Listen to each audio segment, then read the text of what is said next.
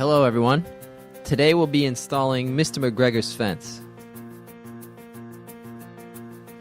To install the fence, you'll need a couple of tools, so gather up the ones listed on your printed installation instructions. Double check your kit components for damaged or missing items. To prepare for installation, mow the area where you plan to put up the fence.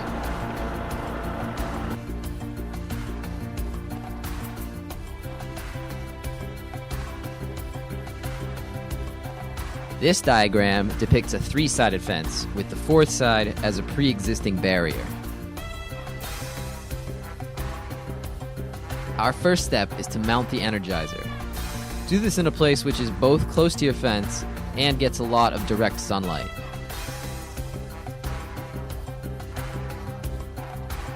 Next, we're going to lay down a plastic weed barrier along the length of the fence. This prevents weeds from growing up and touching the electric wires. An electric fence with weeds touching it is an electric fence that isn't working properly.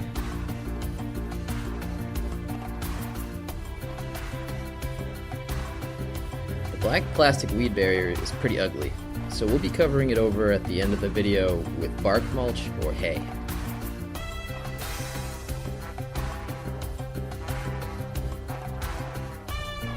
Now that our weed barrier is down, it's time to lay out the posts. Lay out the 27-inch posts, evenly spaced, along the length of the weed barrier.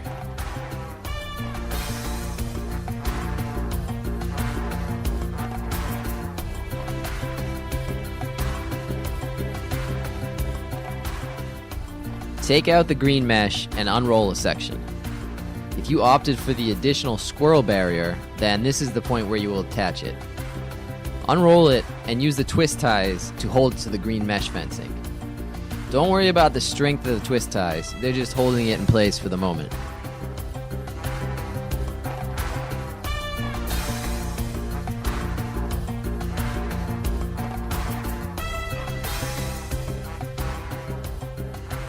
Snap two insulators onto each of the 27-inch posts. Put the first one at the very top, facing downwards, and the second one 18 inches down, but facing upwards. Hammer in the posts using a block of wood, making sure not to damage the top insulator. Drive it in until the lower insulator is nearly touching the weed barrier.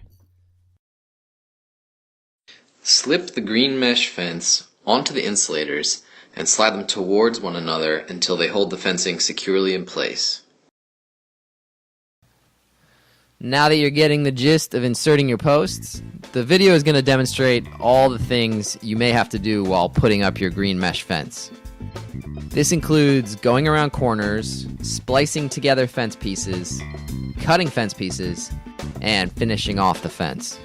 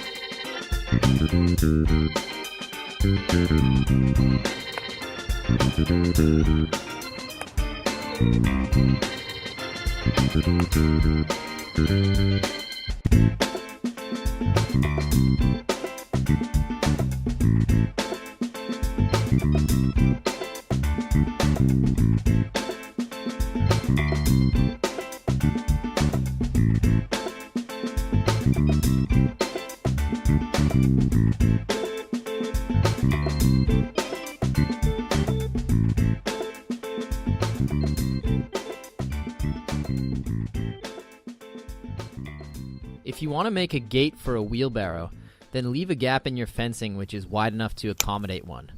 Then cut a piece of fencing 6 inches wider than the width of your gap.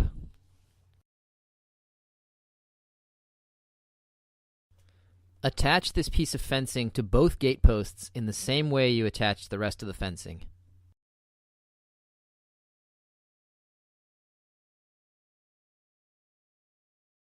When you want to use your gate, simply remove this piece of fencing and bring your wheelbarrow through.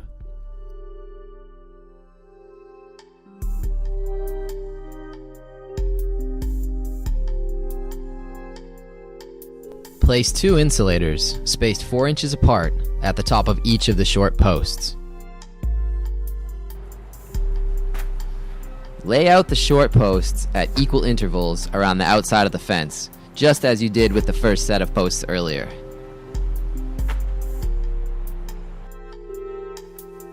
For line posts, meaning non-corner posts, drive them in at a distance of 3 inches away from the base of the green fence.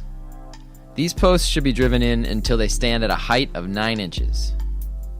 Corner posts should be driven in 5 inches away from the corner and stand parallel to both sets of line posts.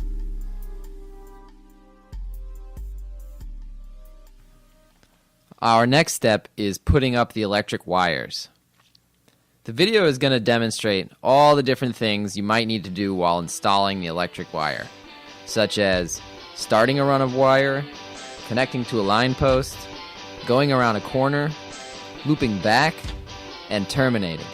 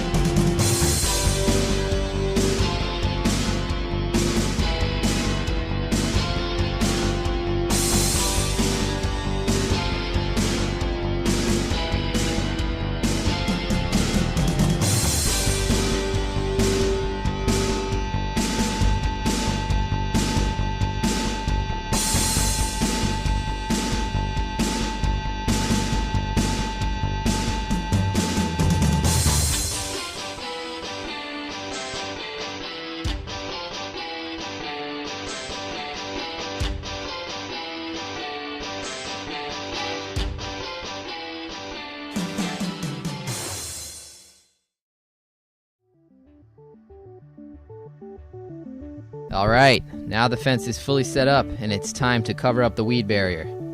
This is done to protect the barrier from damaging sunlight and to be aesthetically pleasing. You can use almost anything on hand to cover up the weed barrier. Many of our customers prefer wood chips or bark mulch because it lasts a long time and it is unlikely to touch the electric wires. Nothing should ever be touching the electric wires. After you've finished that, we're going to set up the grounding system. Drive the ground rod into the ground in an area which is moist and close to your fence and energizer. This will limit the distance the charge needs to travel underground. Loop a piece of wire around the rod between the two nuts and tighten them until they're pinching the wire.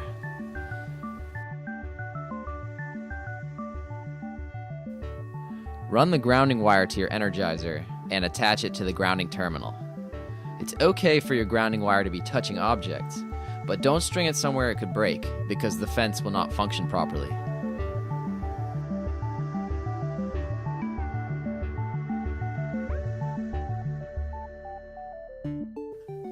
Now let's connect the active wire to the energizer.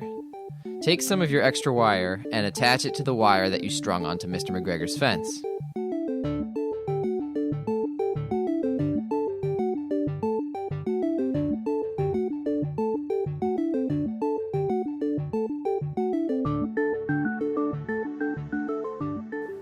Use some electrician's tape to hold it in place.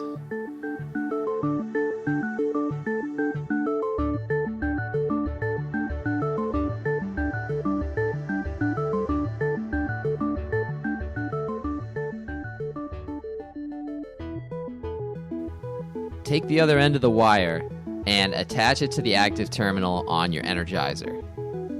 Make sure that the wire is not coming into contact with anything and is not in a place where people or pets will run into it. To test the fence, first turn it on and then hang the tester on the active wire. Place the tester stick into the ground and the small light should begin flashing. It can be difficult to see in the sunlight, so try making some shade if you're having difficulty. And now you're all done. And Mr. McGregor's fence is ready to begin protecting your garden.